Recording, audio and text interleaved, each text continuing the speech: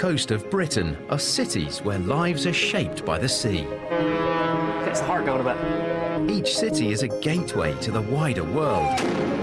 And around each city, thousands of people work in jobs that touch all of our lives. Lovely to meet you. Whether it's keeping us safe or keeping us smiling. Yes, my love. Don't spend your bus fare, will you? Jobs that keep the nation afloat. We're at call 24/7, 365 days a year. From clocking on in the morning to relaxing after work. The seaside beckons. Around the shores and rivers of their hometowns, water brings people together. On Britain's south coast, Brighton is a magnet for fun lovers. We float! We float! Description of missing child. But the heat's on for the seafront team. It's tied up our patrol boat, tied up our lifeguards. It's just a massive no-no. It's all getting a little bit lively. And trade revs up for the bank holiday. It's going to be an extreme push to get ready for this evening.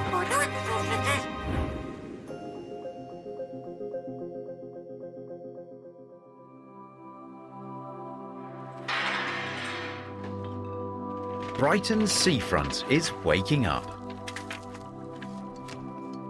10 million visitors come to the city every year, so running one of Britain's busiest beaches can be a challenge. The man in charge is Chris Ingle. Well, it doesn't get much better than that as part of your working day. Coming down here, got the warm sunshine now, beautiful view over the ocean, both the piers in the background, then looking out across the Worthing. Absolutely gorgeous morning. Perfect. Tourism is vital to Brighton's economy, and the beach is the city's crowning glory. Chris and his team patrol 8 miles of beachfront each morning, making sure it's ready to open to the public every day of the year.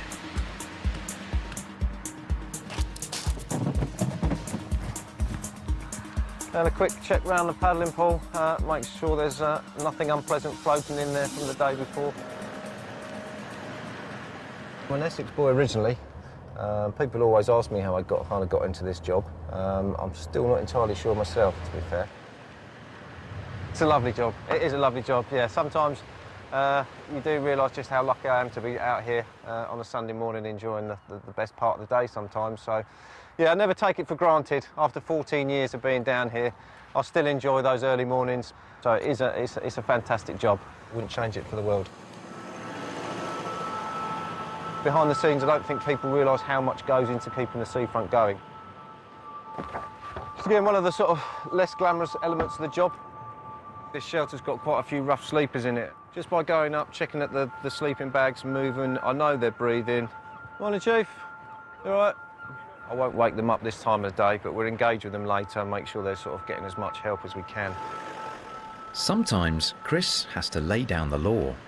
We do have a lot of people coming down camping on the beaches. Morning. Good morning. Hello there. It's just the seafront office here. Are you just down for the weekend, guys? Yeah. Actually tonight. Yeah, that's Just tonight. OK, you should be camping on the beaches. all right. So if you can pack up by about 9, 10 o'clock this morning. Yeah? Is that OK? All right, thanks, guys. Appreciate it. Nearly 500,000 visitors may turn up on a busy weekend, and with them comes litter. Day after day, the beach teams have to clean up the mess. Obviously, a couple of people enjoyed a beer on here last night, so we'll just tidy those up for the visitors coming in the morning.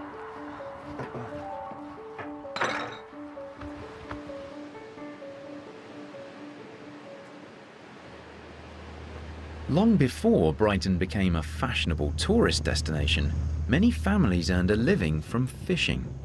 Neil Messenger is the only fisherman left who still sells his catch on Brighton's seafront. That's our main catch. What we're trying to catch is Dover sole. It's one of your prime fish. You get what you get, that's it. It's no good saying, oh, we're going to earn this, we're going to earn that, because sometimes you can come out and earn twice as much as you have today, and then the next day you can come out and it'll be absolutely rubbish and you haven't paid for the diesel. Today's catch will go straight to the family shop. But making a living is tough, and Neil worries about the future of the business. We've had the shop in the family now for, it must be 30 years. It's not the best place for a fish shop. It pays its way, it's not a blank, and we do it because we enjoy it. While Neil is at sea, his son Jack runs the shop. Well, we ain't got a lot today. We've only got some plaice and some sea bass and that. So it's, yeah, they're really good. We rely on the summer trade, because in the winter we're doing nothing.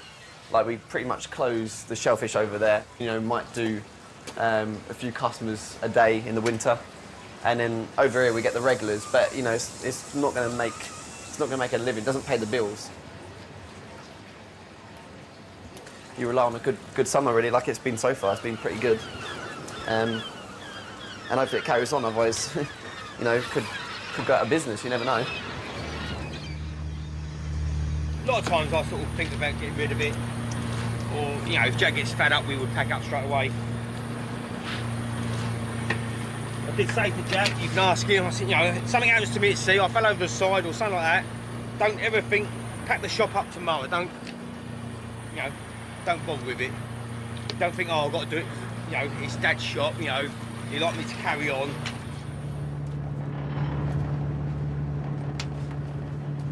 Neil is thinking about retirement, while Jack has dreams about the future. My dad asked me, look, when I was 15, oh, do you want to, you know, work down the shop with me? And the way things are now in the world and down here, if I looked for a job anywhere else, it won't be as good as this. This is like my own. This could be my own business.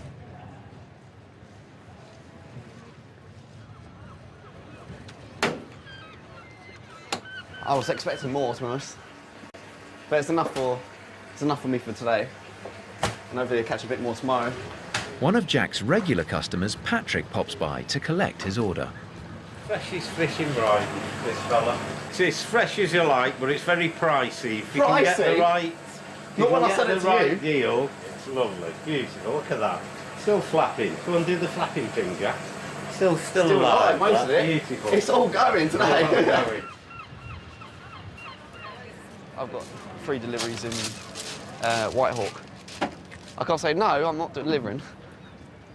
You know, I can't do it, so I've got to go. And they're good. You charge them, delivery? They're good customers. No. How much you charge them? Well, you don't charge I don't use any petrol on my bike. It doesn't matter, it's your time, charge him, delivery. He's a good lad, he'll be all right. Just needs time. Just needs time. Just nurturing him. Teaching him the business. You should be filming that. Keep your eye on him with these young Polish girls in that cafe. This is Evelina. She's been teaching me Polish the last few days. Yeah. I can only say yes and no, but that's all I really need to know. Jack's Polish may be coming along, but he's still got a lot to learn about running a business.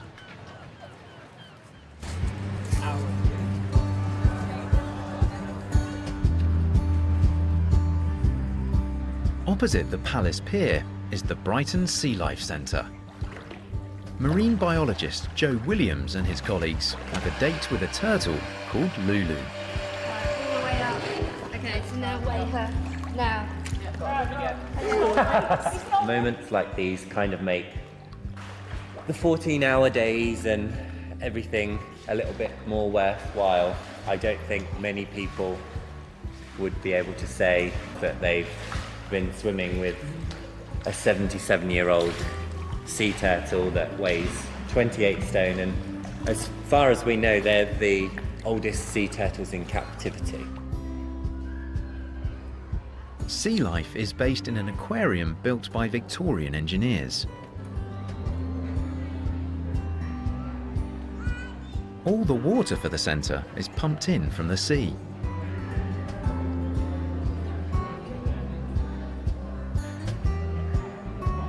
Joe spends most of the day working behind the scenes. One of his many chores is to keep tabs on the terrapins. And he's got names for them all. You can see the numbers on Professor Snape have worn away a lot, and within another month they'll be gone completely. So I will still know her and still know who she is, but for ease of the rest of the team, we'll put numbers on. Sea life has over 300 different species on display from all over the world. But some of the marine life comes from a bit closer to home. Rocky Shore's just teeming with the seaweed that we're after, but also that's a great habitat, in fact, for all the species of invertebrates and fish and all sorts that will be living in here. Definitely not a motte in that case. Joe and his colleagues are looking for samples in the local rock pools, which they'll display at the centre. Definitely picked the right day for it. Being out doing something like this is quite nice for us to do, as a team especially. No. I caught a shrimp. Did you? Yeah. Let's have a look.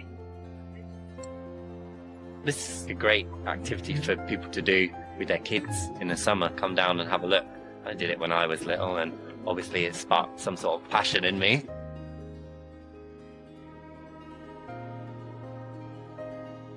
With the rock pool samples collected, there's another task on the horizon.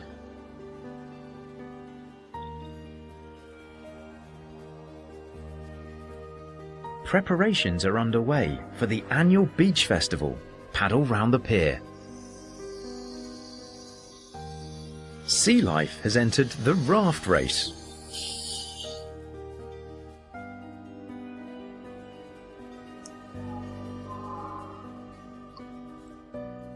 We've just used our scientific brains to make sure that we're building something that will do what we want it to do, because if we don't, we're going to look stupid.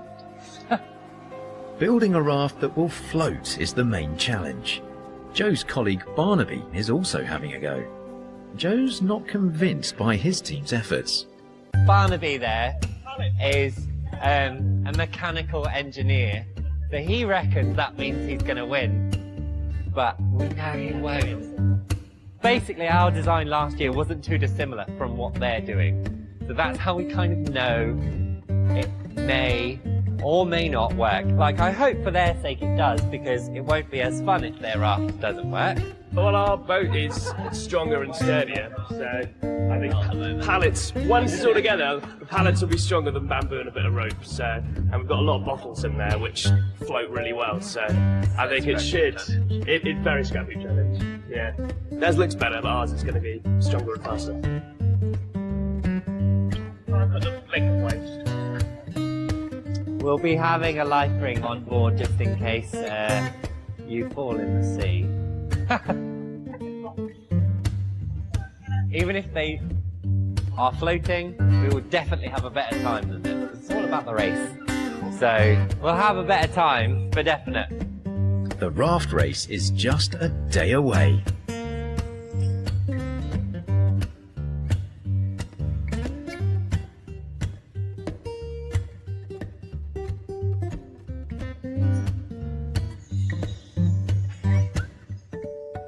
The Paddle Round the Pier festival is always a great family occasion. It even gives help to children who struggle to get to the seaside. Across the city, 8-year-old Jay is at home with his mum Eve and stepfather Cyril. He has autism and he has several other conditions as well, which are associated with autism. Until he was 5, he didn't talk really much at all. We did wonder whether he was going to speak. Going anywhere out of the house is really difficult, and the majority of the time we don't go out. Everyday life is a struggle for him, and everything has to be organised and prepared and explained to him in a certain way so that he understands where he's going to be at and what he's doing. And if that doesn't happen, he can have a really bad meltdown. Hello, Jay. Come and show me my room.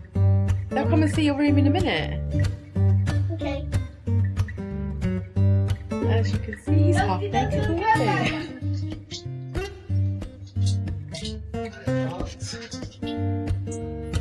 Get off of me. Get in here!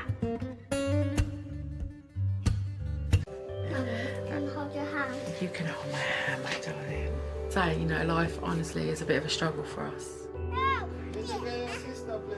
The beach festival is a really important date in Jay's calendar. Eve and Cyril are determined the trip will go ahead. Paddle around the pier is probably the only occasion of the year where Jay gets to go in the water or access the beach in a way that you or I or anybody else would. Jay's always left out with things because of the peer pressure out there for him. So for something that he feels like it's just about Jay, it's very important to us as well. Go get him. Welcome to Paddle. Free to get in. We just would like a donation. The city's roasting in the summer heat, and the 21st Paddle Round the Pier Festival is underway. It's all about getting as many people as possible to have fun in the water.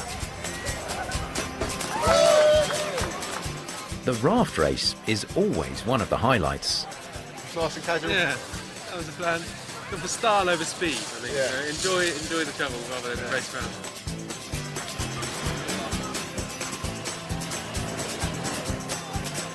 We have built this beautiful raft out of 2 open canoes, and we've got a lovely sail, and we very much hope not to sink.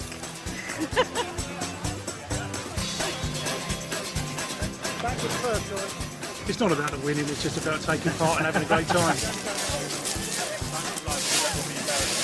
We've got good conditions, so yeah, that should be great.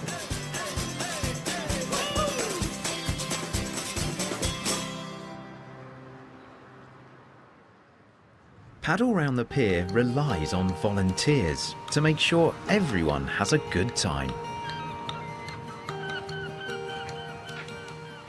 Volunteer Rob Reeks is here to help the family get Jay into the sea. Lovely to meet you. How are you, Cyril? Hi, Sarah, I'm Rob. Lovely to meet you all. Let's go do it. That's what you've been waiting for. Let's do the thing you've been waiting for. Jay seems relaxed, but Eve is worried that his mood might change. He's really sensitive to certain noises, so the beach itself is a massive sensory overload. We're here and we've had no meltdowns yet, so it's a positive thing. Here's yours, that one will fit you. This is for JJ. Here you go. Well done. Moments later, Jay is beginning to feel overwhelmed by everything around him. Eventually, Jay is persuaded to head for the water. His aunt Mel is on hand to reassure him. You can't go in the water without the jacket. Look. I can't go in the water without a jacket. Tiana's got a jacket. I don't want Tiana to have a jacket. I want Larry. I want nothing to have a jacket. He's having a bit of a meltdown at the moment about putting a life jacket on. But it's a real sensory thing because it's really tight. So they're just trying a different size now to see if he's going to tolerate it. Finally, Jay is safely in his life jacket and can join Cyril and his sisters in the surf. He's calm, he's enjoying himself, just doing something he would never be able to do normally. If it wasn't for Paddle Around the Pier, this wouldn't have happened, literally. This day wouldn't be possible. Massive undertaking, but so worthwhile. I just feel really relieved and really happy that they're in the water and having a good time. Thanks to the volunteers, this is the one day of the year that Jay and his family can enjoy the magic of the seaside. There's that sense of freedom down there. It's like you forget about the world outside. It's just amazing. Did you have a good time? I love it. I have a nice time. I'm really pleased. And what have you got here? Stones. Are you taking them home? Yeah. Should we go and get changed? your hair. Yeah, come on then.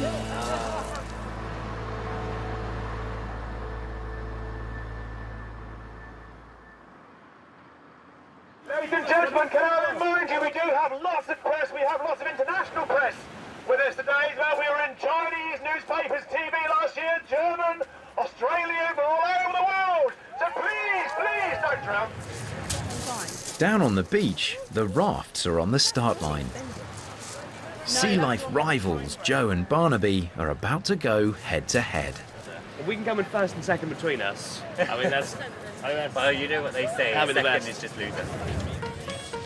The crews might dream of winning, but first their rafts need to float. It's held together so far, so I reckon it'll be all right. Yeah. We think it's amazing. It's the best way to put it. Well, we hope so anyway. Hope it's going to actually float.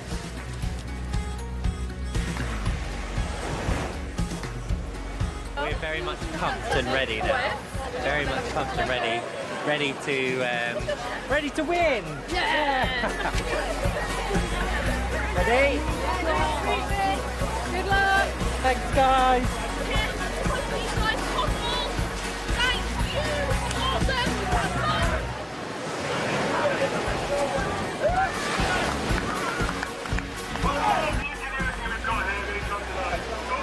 Joe's team struggles to get the raft in the water, but eventually they're away.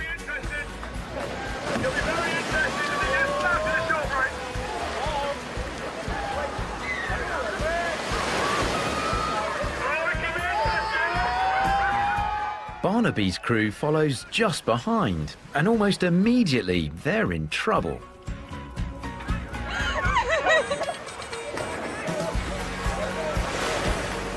There's no rule book out here and no real course. You just have to stay afloat. Yeah, we're floating. We might be the last people, but at least we're going.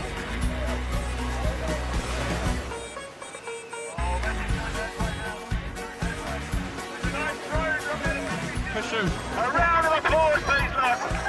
Give it up, oh, look at that. Joe's raft doesn't win, but the team finish in fine style. We float! We float! Barnaby's crew brings up the rear. We've got to buoy him back again, just slowly and not very stably. But we floated. There we go. We did at least float. Yeah, we failed last year, so this year we floated, so that's a good thing. So, go us, go us.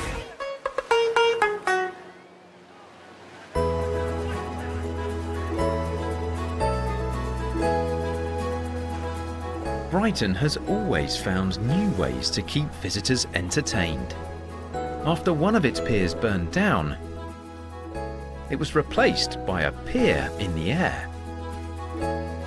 The I-360. On the promenade below the I-360, one of the UK's oldest seaside favourites, Glyn Edwards has been working with Mr. Punch and his friends for nearly 50 years. Like every Punch and Judy performer, he's known as the Professor. Let me show you the booth that I've had since, wow, about 1970. I just love it to bits. It looks rickety and ancient and whatever, but it's my second home. I think I've got a picture somewhere of me hanging up of me with this very booth on the seafront, and the West Pier was still standing. It's kind of, you know, it's like they say an Englishman's home is his castle. A Punch and Judy professor's booth is his castle. Glyn is not the only Punch and Judy professor in this family. This is my granddaughter and my daughter Katie, who are joining the family tradition in their own interesting way. Katie is a professor. Roisin, who knows? You might try it one day? Oh, yeah, Joe. It's a good way to make money. We've talked about that. Oh, yeah. Isn't it? It's a good way to make. Glyn's wife, Mary, builds and maintains the cast. This is a very, very old one that was very badly battered. but Glenn loved it and it was very light. I redid the whole thing, redressed him. It actually almost needs to be redressed already. Mary makes a lot of stuff. Other stuff we buy and kind of Mary redresses it. I've had this one for ages here, but I wanted a banker. So we had a banking routine in which this one, Bertie Bonus, came off the worst at the end of Mr. Punch's slapstick. There you go. That's when you were tiny. He just lives for the crowd reaction and for passing that on, passing that tradition on. It's literally a labour of love. He believes, I think, that's where Punch and Judy belongs, 100% on Brighton Beach.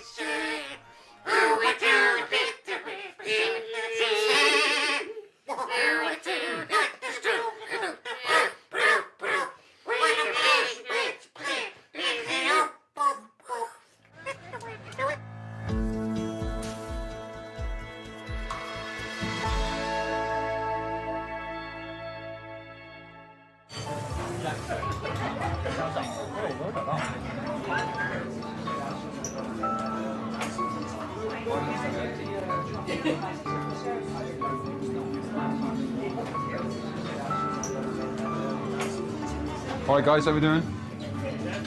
All good? Chef Michael Bremner runs a busy restaurant in the city. How was lunch? Busy.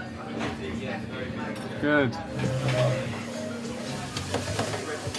So how's everything going, guys? Absolutely superb. Went to food, but hey, we've got no...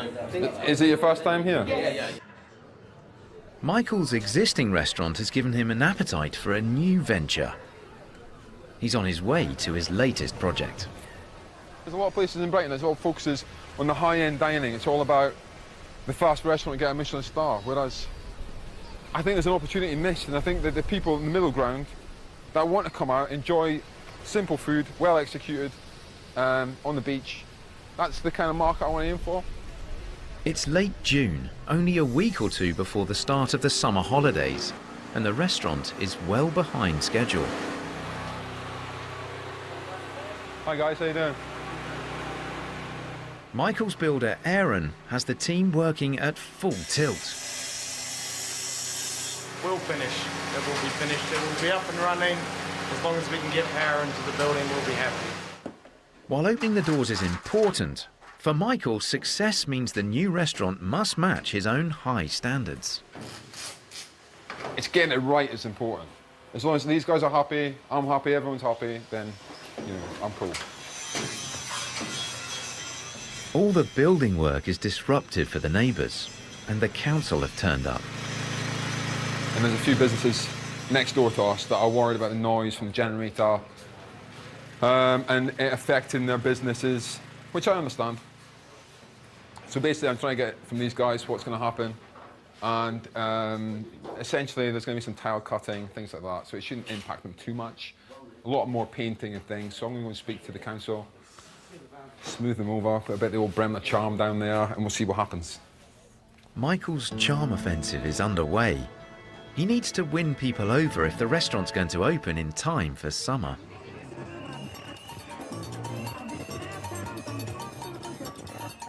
It's the annual Pride weekend.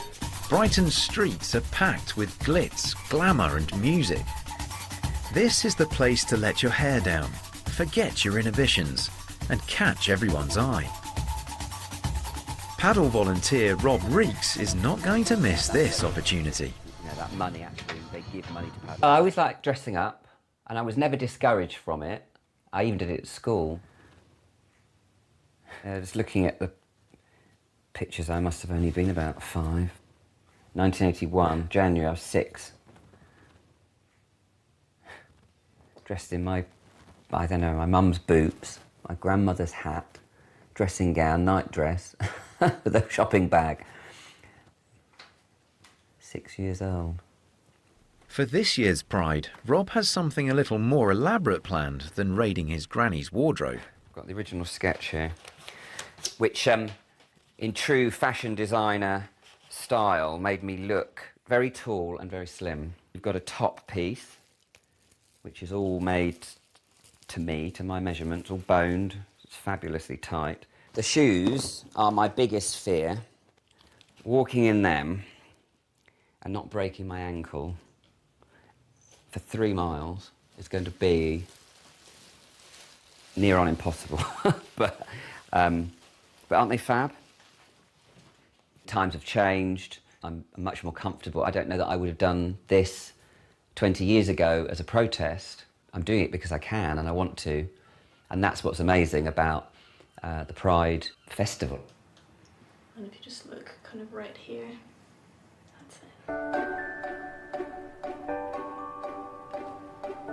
It's changing your personality just for a little while to indulge and enjoy the event slightly differently to perhaps if I went as me. I've actually got another drag queen after this. Have you? Yeah, but of course we won't make him look as good. Oh.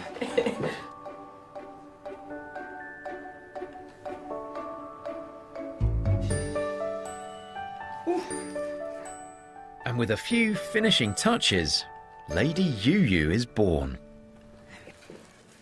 There.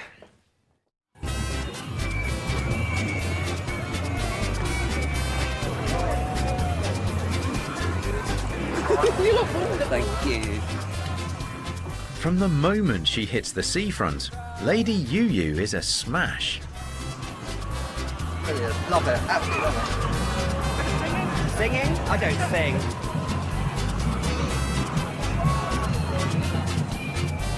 There's a mirror in there. I was just checking myself out.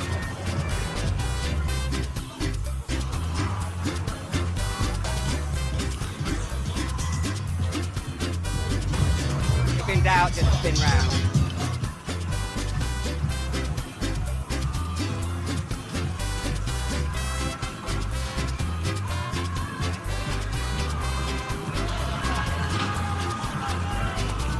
It's absolutely amazing. My wig stayed on, and happy Pride, everybody. Amazing.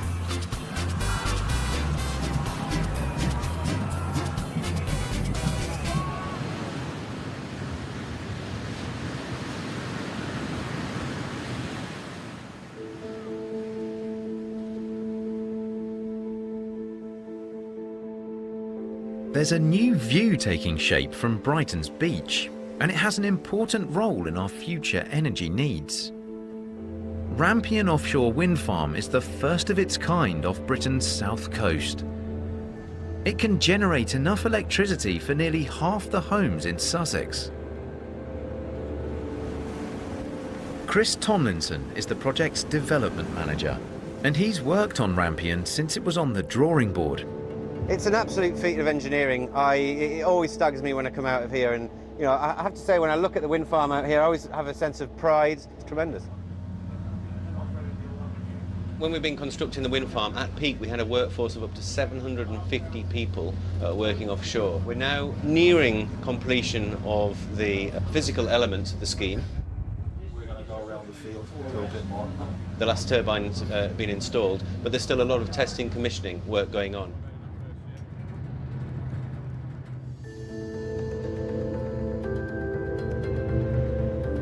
Working offshore is always a challenge. First of all, due to the engineering, water depths varying between 20 and 40 metres, which very complex geological site conditions here in the seabed. We've got boulders, we've got unexploded devices we have to clear, so absolutely lots of things to consider before we get to the actual construction side.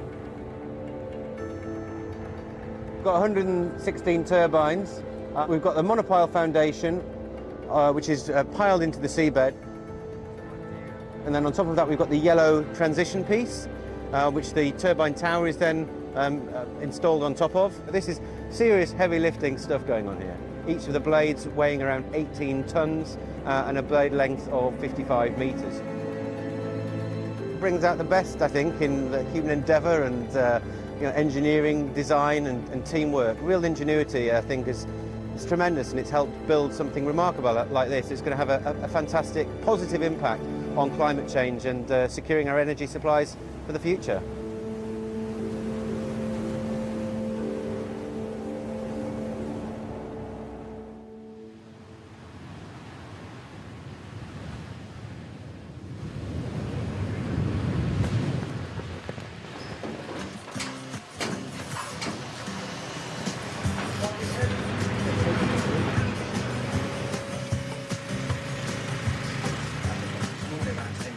Michael Bremner's new restaurant on the promenade has finally been given the go-ahead. It's quite satisfying once you finish, you know, because it's like this 2 days ago, it was built like literally a building site. Like none of the chairs were out or tables were built. Me and the lads built the tables yesterday. You wouldn't have believed it's the same place this time 2 days ago. But yeah, I'm quietly confident we're going to be good. So night time, this is all lit up. Michael's business partner, Jim, has come to keep an eye on his investment. I've known Michael all my life. We opened 64 Degrees about 4 years ago. So this is our second venture together, so it'll be good. Head chef Josh and the whole team are flat out. Even Jim has to get his hands dirty. Planting some nice flowers here. Something's got to be nice.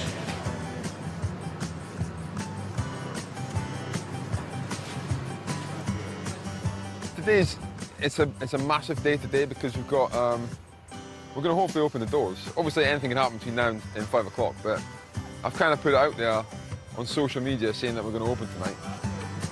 You're blind baking them. Some things are out of Michael's control, including the British weather. Game time. Wish me luck. We're trying our hardest to get ready for dinner. Obviously we've got to set up the whole menu. We only got in here yesterday, so it's going to be an extreme push to get ready for this evening. I enjoy coming in the kitchen and doing these sorts of help, you know, getting involved here, so it takes my mind off the actual other things like business, life things. You just clear your mind and just focus on executing something that you want to eat yourself, you know, and it's quite soothing for me to do that. Even if we do no one, everyone has got themselves ready to be ready, so for me that's all right.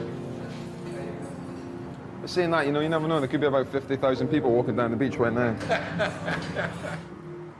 Outside, it's more like November than July. I think it might clear up. Didn't Billy Connolly say? There's no such thing as bad weather, just wrong clothes. Just about 3. And that's kind of how we've got to look at it. If I was picking up now, I just said that right enough, but there's people down the beach over there. Despite the rain, a few hardy souls have made it out, and finally, Michael's restaurant is open. Pass tables in. Let's see what happens. Let's do it. You're the first ones. Yay! So I'd just like to give you some bubbles to start with. Just as a thank you for being the first. 2 customers in. I mean, there's a long way to go. We were excited to come, weren't we? So Thought it might be busier, so we left plenty of time and then got soaked. Follow me this way. I'll show you to a table for 4. It's lovely to see people come in at this time of night. With the weather, I didn't think anybody would, you know.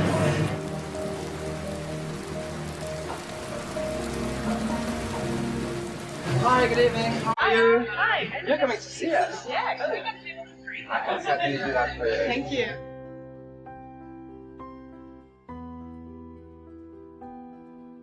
It's a successful evening. I'm happy with how everything's gone. Yeah, I think now's when the real work starts. You know, before it's stressful because it's out of my control. Now's the exciting time. It's been a long summer, but there's one more big date in the diary. The August bank holiday is round the corner. Seafront manager Chris Ingle needs to keep his lifeguard team on their toes. This coming weekend could be pretty busy.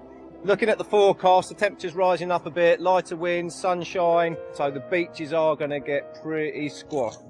We work such a long sort of working day, it's very hard to get all the team together. So every Wednesday morning we have a training session.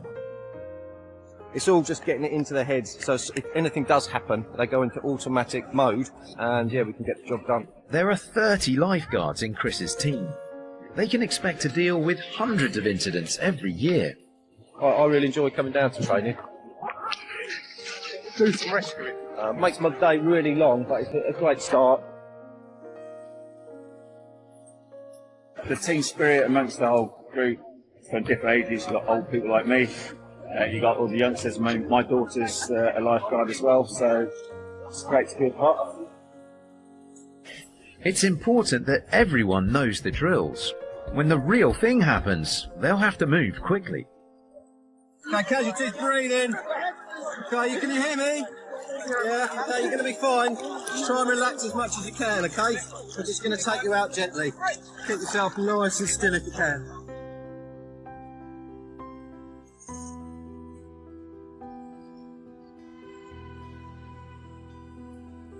No, I'm getting on a bit. That always takes it a bit more out of you each time. I have to train hard, keep training hard. But yeah, jumping in and out, running around. Good start to the day, so I'll be happy to have a hot shower, cup of tea, get back onto the desk. With a busy weekend, it's key that they all remain focused. The last thing we need to do is sort of take our eye off the ball, as it were.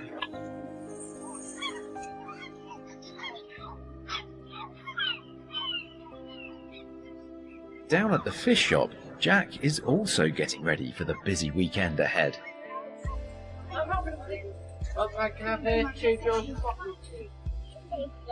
He's heard about what might just be a new customer.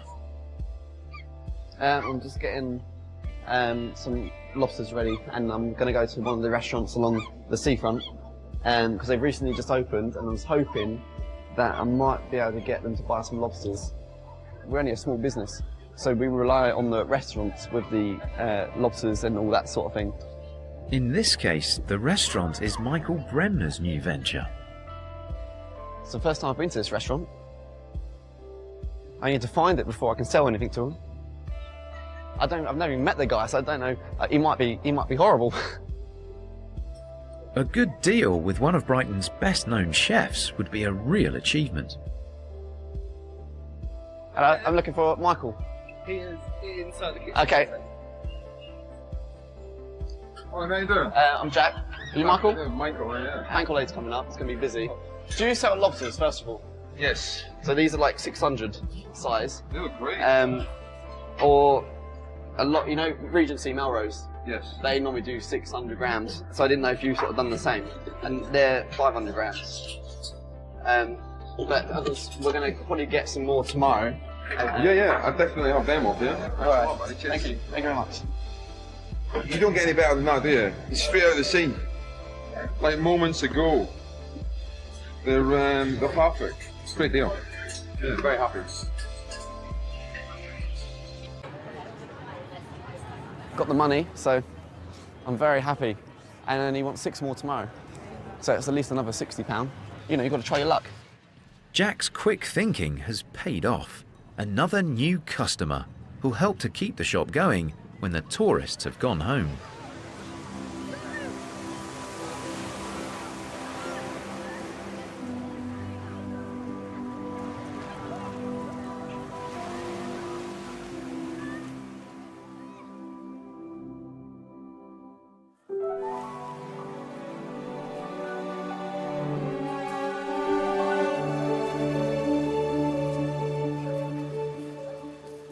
Good morning, it's Mike on BBC Sussex and BBC Surrey for a bank holiday breakfast. Lifeguard Tyrone is checking in with Chris at the seafront office. Yeah, it's looking a great day out there, isn't it? It's going to be warm, it's going to be sunny, flat water, a lot of heat in the drink. Yeah, it's I'm really good. over on 5. There's a big scooter rally going on as well Oh, today. is there? So there's Oh, right. loads of guys going setting up down there, a lot of scooters around. Are they closing Madeira Drive, or are they? It's not a full closure. Right. No worries. Cheers then. Bye-bye. Volks, Madeira Drive. It's up here, isn't it? So start around there, here. I love mods, man. I love mods. And look at the weather. We can expect a fine, largely sunny day. Top temperatures today of 27. 60 miles away, one group of mods are gathering for their trip to Brighton. Happy birthday, mate. How are you? Yeah, I'm good, mate. I'm good. Bernie Walsh and his mates still remember the time when they were at the heart of a youth culture that revolved around fashion, music and scooters. This is an annual pilgrimage none of them wants to miss. The seaside beckons.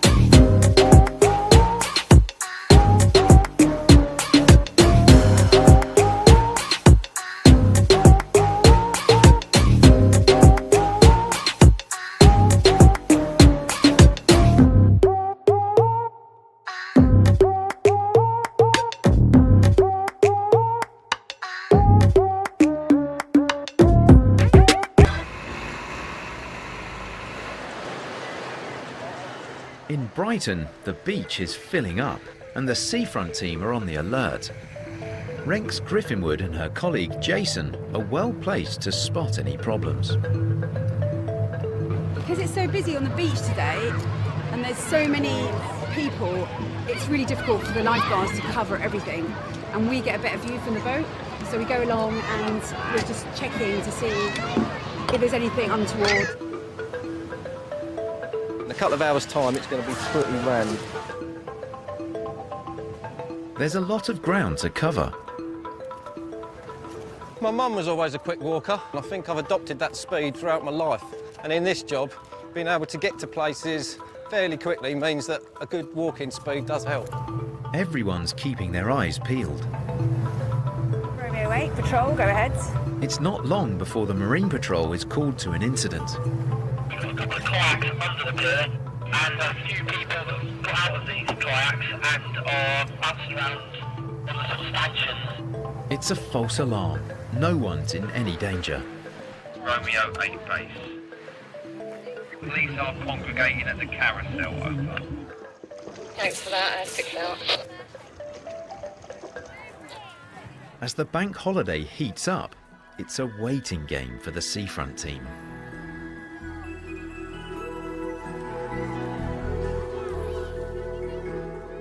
Roll up for the Punch and Judy. On the promenade, Punch and Judy are about to take the stage.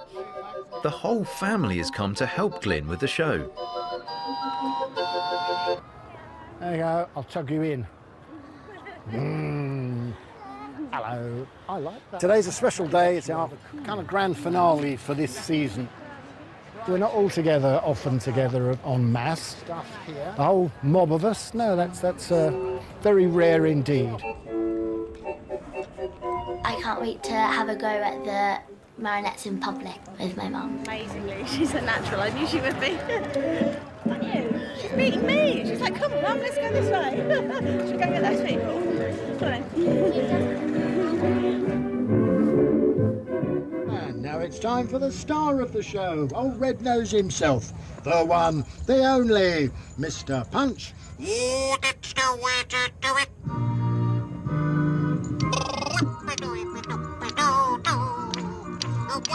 Punch was on the beach first. He saw the West Pier over there go up. Watched them build the I-360. Yeah, my money's on Mr. Punch still being around when the other attractions on the beach are completely different. Woohoo! That's the way to do it. If your job is making kids laugh, what is not to like? Kiddies laughing, having fun, and it's because of something you're doing. It's like perfect occupation, really.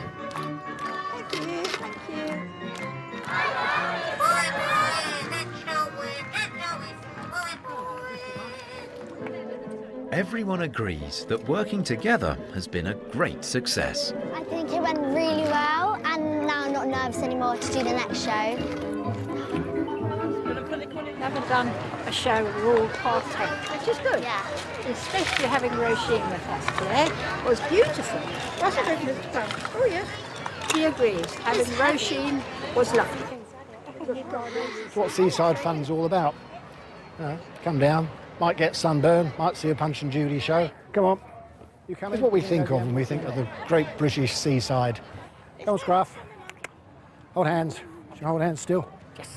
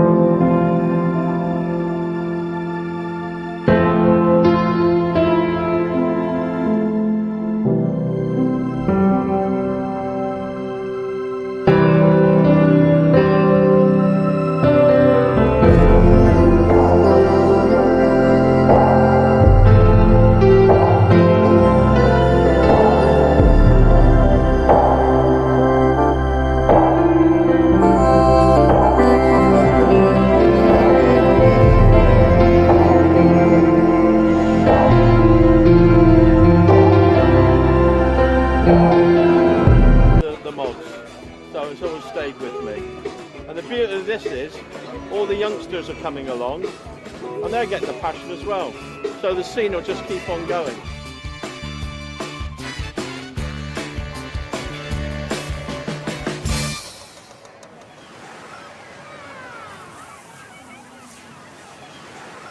The temperature's climbing, the beaches are packed, and Chris's lifeguards are at full stretch. Romeo 5 and Romeo 6, this is base description of missing child. A small lad with black hair, 8 years old, wearing multicoloured Speedos, over. A missing child puts the whole team on alert. As an 8-year-old child, you think about where you would go to, really. Romeo 5, looking around Crazy Golf, I'll head up onto the upper promenade, over. Romeo 5 to Tyrone base, yeah, that sounds like a good plan. Right, over. As the minutes tick by, the search is widening. Give us a little description now, just in case we've got to sort of put it through to the police, over. Can you see him anywhere, Jason? Can you confirm where the parents were sat? Over. He may have gone back to the area. I'm still on the beach. Just to let you know, they were based to the east of our post. With crowds like this, spotting one 8-year-old is a tough call. Unless you strike lucky. So just checking he's not joined another party. Are you? Relax everyone, I've got him here. We're walking back. Bye now. We got everyone looking for you, man. Where you been? Hey? Hey, dude, don't worry, man. It's cool. Listen, as long as you're safe, that's all that matters, all right? We'll go and find your mum, yeah? Yeah, don't worry. Let's go. We'll go this way. Yeah. Romeo 7, yeah. And we're there. Oh. At last, the missing child can be reunited with his family. There you go.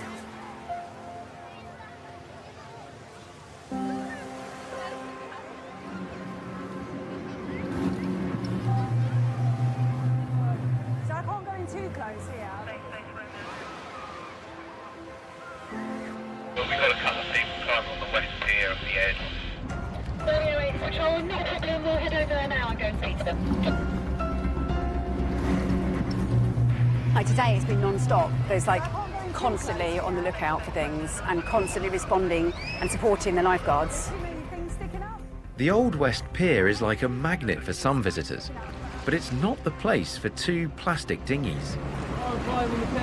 Dinghies, oh no. The ruined pier has jagged, twisted metal above and below the water. Those dinghies, they just one little pin will just deflate them. Renks and Jason are trying to keep people out of danger. It's really rickety, it might just fall apart. Okay. And mind the spikes as well. There's lots of spikes sticking up around here. Actual bylaws, boats inside swimming zones and speed limits, but the rest of it is just safety really, and the only thing that we end up having to sort of help them out if they get in trouble later.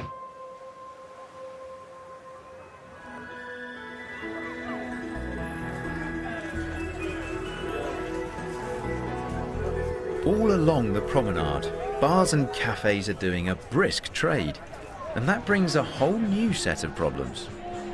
I mean, with this amount of bars and people kind of letting loose for the weekend, and this is probably the last big weekend of the summer, but I think there's been a bit too much drinking, a bit too much sun, coming up to the end of the bank holiday Monday, and it's all getting a little bit lively. Within sight of the beach team's control room, the lifeguards have pulled a woman out of the surf, and she's definitely had one too many. She must be 35, put people in danger, put herself in danger. Yeah, it's very, very frustrating. Okay, are you looking after? Taking them over. On a day like today, she's had some drinks, yeah, quite a few, and decided to go for a swim. So it's tied up our patrol boat, tied up our lifeguards, tied up me for an hour. It's just a massive no-no. There's no time to dwell on it. Chris has been called to another incident. This time, the lifeguards have rescued an injured man from the water.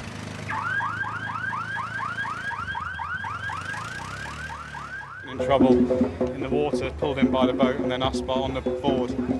About 6 of us lifted him in and isolated him. We just got him on the edge of the beach now. The weekly training sessions have paid off yet again. Getting someone out of the water is always difficult, and you've got to be super together, work as a team, make sure everyone knows what they're doing. Hopefully that's the last one for this bank holiday, and yeah, slowly we can start sort of wishing people a nice journey home and get home ourselves. The sunshine has seen thousands of people enjoying Brighton's seafront during the bank holiday. Conditions are perfect for the scooter ride out.